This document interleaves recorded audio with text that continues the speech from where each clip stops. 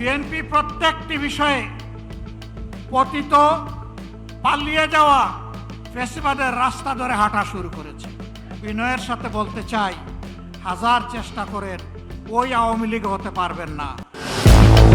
জামাত আমিরের অভিযোগ, বিএনপি ফ্যাসিবাদের পথে হাঁটছে।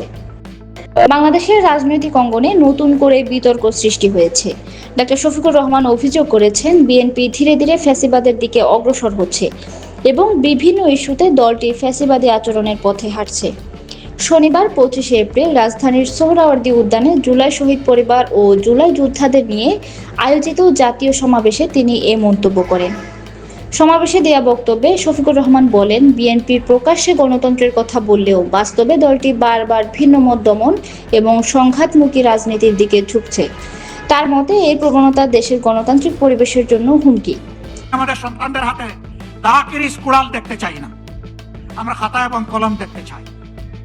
আমরা কোনো আদুবাই দাদুবাই শিক্ষা প্রতিষ্ঠানে গিয়ে আমাদের সন্তানদের উপর সরিগুড়া কামড়া এটা দেখতে চাই না। তিনি অভিযোগ করেন, নিজেদের রাজনৈতিক অবস্থান শক্ত করতে গিয়ে বিএনপি সংঘাত ও অস্থিতিশীলতার পথ বেছে নিচ্ছে, যা সামগ্রিকভাবে দেশের রাজনৈতিক স্থিতিশীলতাকে ক্ষতিগ্রস্ত করছে। জামাত আমির বলেন, দেশের জনগণ দীর্ঘদিন ধরে একটি গণতান্ত্রিক, জবাবদিহিমূলক ও ন্যায়ভিত্তিক শাসন ব্যবস্থা প্রত্যাশা করে আসছে, কিন্তু রাজনৈতিক দলগুলোর দায়িত্বশীল আচরণের অভাবে সেই প্রত্যাশা পূরণ হচ্ছে না। এই ছিল এখনকার মতো। এতক্ষণ সাথে থাকার জন্য ধন্যবাদ সবাইকে। পরবর্তী সংবাদ দেখার আমন্ত্রণ জানাচ্ছি।